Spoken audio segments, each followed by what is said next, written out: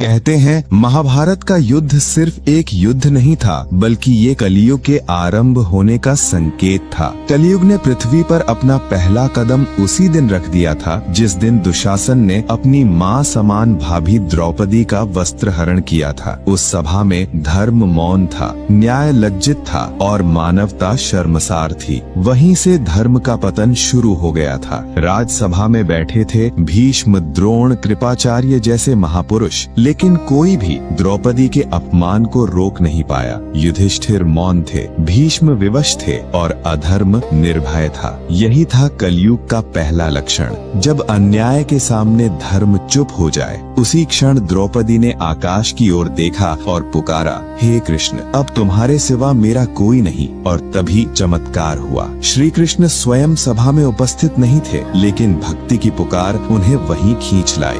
द्रौपदी का वस्त्र अनंत हो गया। ये सिर्फ द्रौपदी की रक्षा नहीं थी, ये धर्म की अंतिम चेतावनी थी। श्री कृष्ण ने उस दिन संकेत दे दिया था, अब इस पृथ्वी पर महायुद्ध अवश्यम भावी है। महाभारत का युद्ध शुरू हुआ। 18 दिन, करोड़ों योद्धा और अपार रक्तपात। युद्ध के अंत में धर्म की विजय हुई, अधर्म नष्ट हुआ। लेकिन जब तक श्री कृष्ण पृथ्वी पर थे, कलयुग पूरी तरह प्रकट नहीं हो सकता था। युद्ध समाप्त हो गया, लेकिन मनुष्य के भीतर का अहंकार जीवित रह गया। यादव वंश, जो स्वयं श्री कृष्ण का वंश था, मद में डूबने लगा। आपसी कलह, अहंकार और अपमान बढ़ने लगे। ऋषियों का अपमान हुआ और मिला एक भयानक श्राप कि यादव वंश अपने ही हाथों से नष्ट होगा। श्री कृष्ण ये जानते थे, लेकिन रोका नहीं, क्योंकि अब कलयुग का समय आ चुका था। आपस के युद्ध में पूरा यादव वंश नष्ट हो गया और फिर समुद्र ने स्वर्ण नगरी द्वारका को अपने भीतर समा लिया।